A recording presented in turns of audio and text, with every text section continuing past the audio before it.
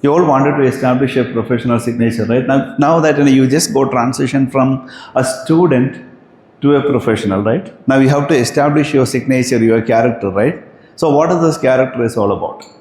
Correct? I'm not going to teach you something which is a soft skill. I'm just going to establish an internal orientation within you so that you will stand tall in the crowd. Correct? And you have seen, maybe Ranjit was talking about, he has seen people living in this industry with a monotonous life. That means they have been repeatedly doing the same thing over and over again. And then they do not create a value within themselves, right? So do you want to burn out your career with that kind of an approach? Or you really wanted to be a value creator? I'm not going to talk big about my organization. So this is Bluesy is the organization that I own. And we are today present, we are headquartered in Dubai. And we have our presence in Saudi Arabia, London, Portugal, and a delivery center in India. And we are expanding to the US as well.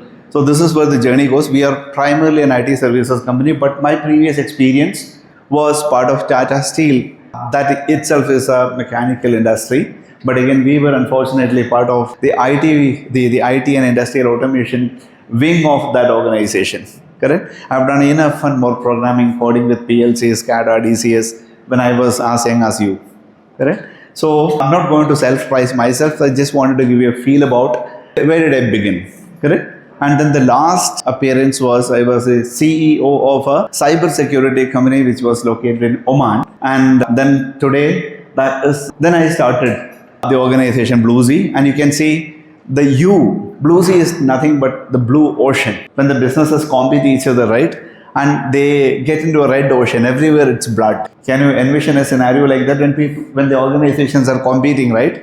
So it's called a red ocean in management, the studies that we learned it. And then how do you handhold a business from a red ocean to a blue ocean? There you hardly see competition. So that is where the Bluesy stands in. So you see the U in red in the logo. When you are in red, we handhold you to that's the rationale behind that logo. Hope there is a logical sense that it makes, right? Now, let's get into our topic. So now, can you all read the statement once? This is exactly resonating to what Ranjit said in the morning. Incidentally, I was fortunate to at least attend few minutes of his lecture to you. So wherein I could see that, he was typically resonating the same point. What does that? Industry need value creators than order takers. When I open this statement, do you really understand what it means? Who is a value creator? That's where everything is going to unfold. Who is a value creator? Who is an order taker? When you join as a professional as part of one of the multinational large entity like Volvo, are you all expecting maybe your seniors, your managers going to instruct you what you need to do, and then you just follow the instruction and complete your activity and then come back and report it back and stating like I have done a brilliant job. I've executed what has been asked to do. Then you are typically an order taker. Is that making sense? Then who is a value creator? Let's understand the science behind it, the rationale behind it. Who is a value creator? What is value is all about? Now, if I have a question. You all have completed your engineering graduation. Mostly all of you are graduate engineers or any other qualifications that you have? Mostly graduate engineers, right? So now look at here. How many of you not believe that you are part of a business of joining Volvo? How many of you do not believe that you are part of a business of joining Volvo? Directly or indirectly, any activity that you perform as part of your job responsibility is attributing to a business itself. Do you know that? Any minor activity, directly or indirectly, it is connected to the business only. Because for the business only, you all have been onboarded. Isn't it? Now, I have a question. Who defines the success of your business? I just wanted to assume each one of you as an entrepreneur. You run your own business, correct? Then who defines the success of your business? Is that the technology or the product or a service that defines the success of your business? Net revenue. Okay. I think it's a partial response. Who said customer? Okay. Excellent. So look at this. If you do not have customers to subscribe or buy or use your product or your services, your business would mean nothing, right, to the rest of the world, correct? So who defines the success of your business? It's customers. We are going to now connect an equation. Let's create a framework now. So that framework is going to be my deliverable to you for today. So now we said customer is the one who is going to define the success of your business. Agree? Then what do customer expect out of you? product services, Quality of product, services. Look at this. technologies. Then what is it? Is it equal to success or not equal to success?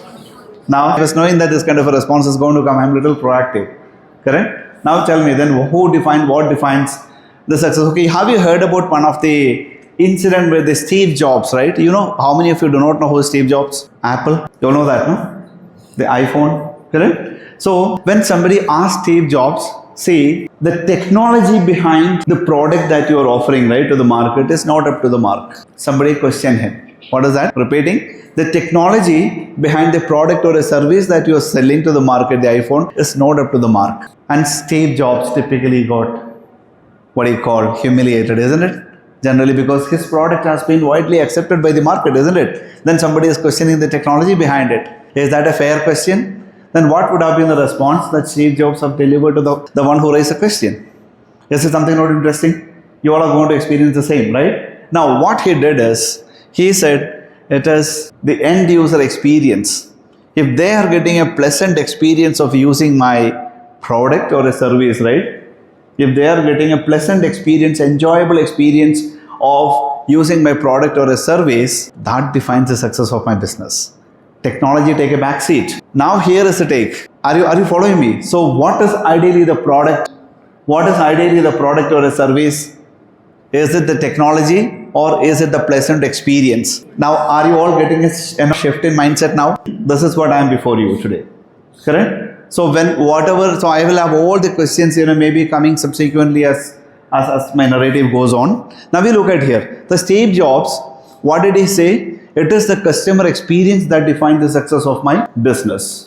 Following me? Now tell me, then he said, most of the time, most of the businesses do it reverse. They start with technology and then look at the customer experience. Anyone who is sitting here is going to stay focused on technology first and then look up to the experience any longer. You should all start with the priority goes to the experience, correct? Isn't it? We will decipher what experience is all about. Correct? We'll discuss that as well. As of until now, you all are with me?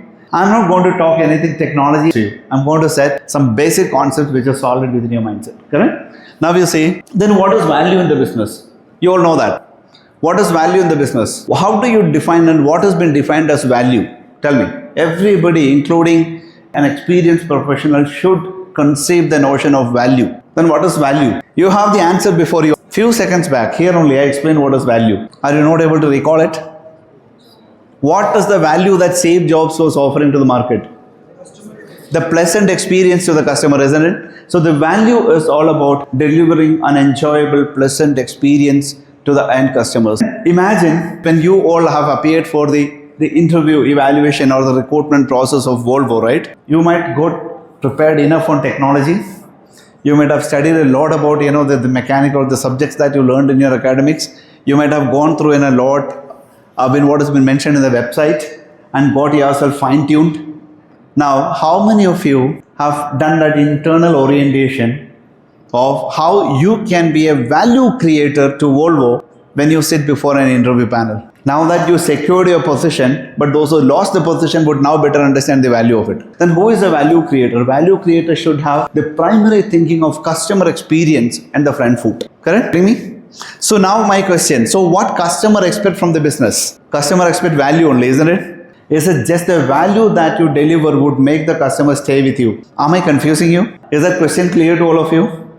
So you are delivering value to the customer in the form of pleasant experience. Agreed? Is that enough for the customer to stay with you? Is there something else customer is expecting out of you? Trust. Who said trust? Very good. Excellent. So customer has to trust you, isn't it?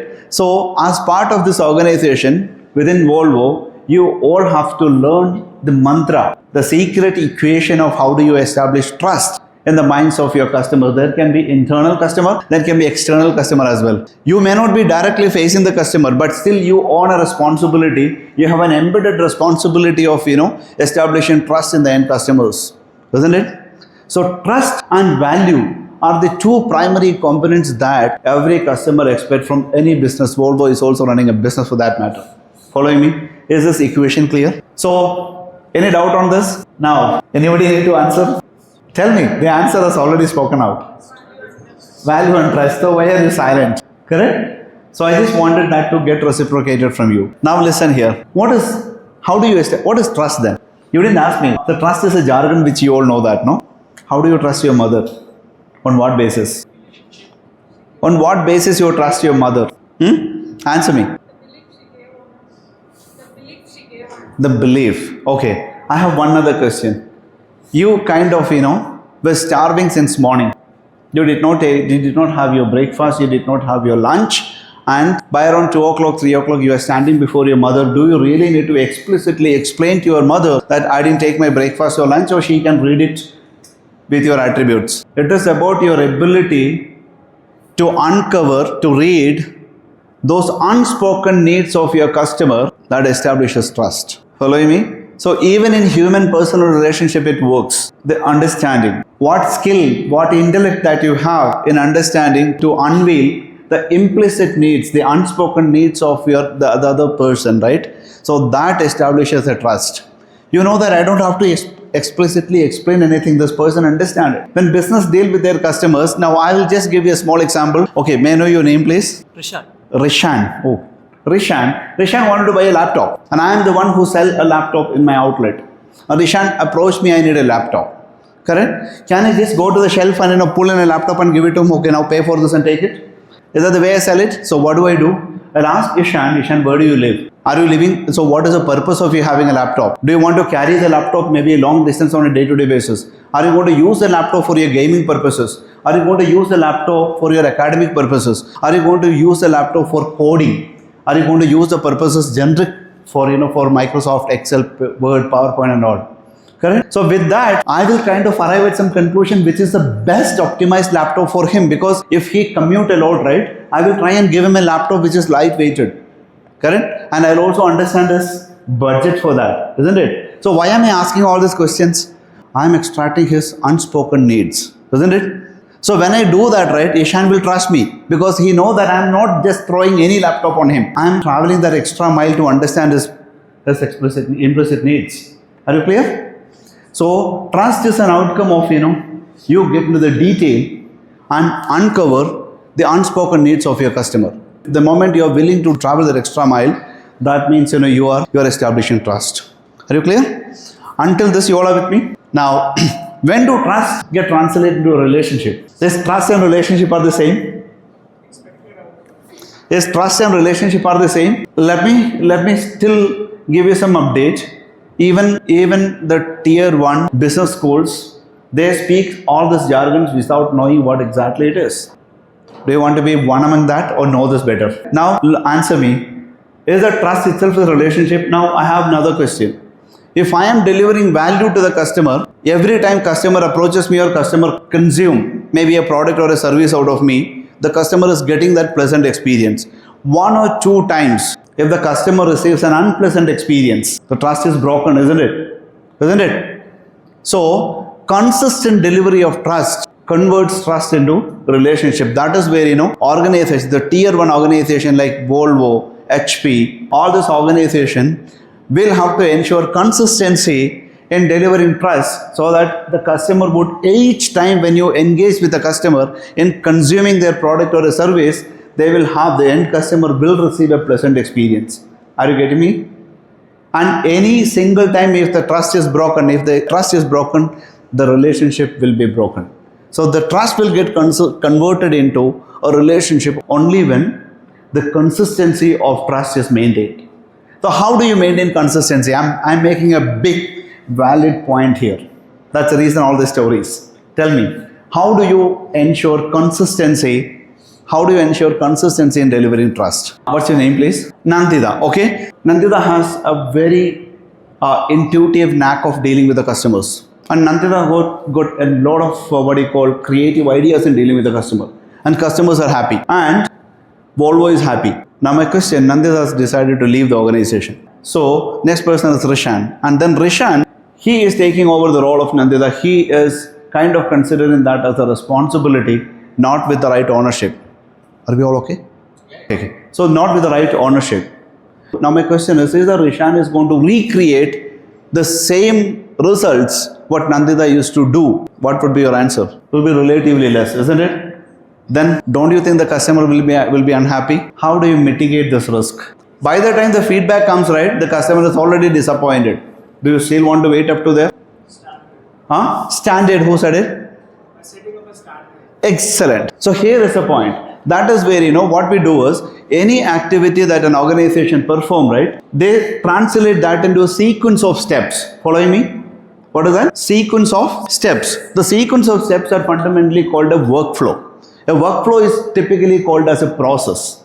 So, even if Nandita or Rishan, whoever is going to perform that activity, everybody has to follow those steps invariably. So, those steps are going to be the standard of the organization. So this is the power of having process, so that it is human agnostic, it's employee agnostic. It doesn't matter which employee is executing the process. Whoever who is executing the process, every steps are executed with the right spirit, without exceptions, then the end result is going to be the same. Are you clear?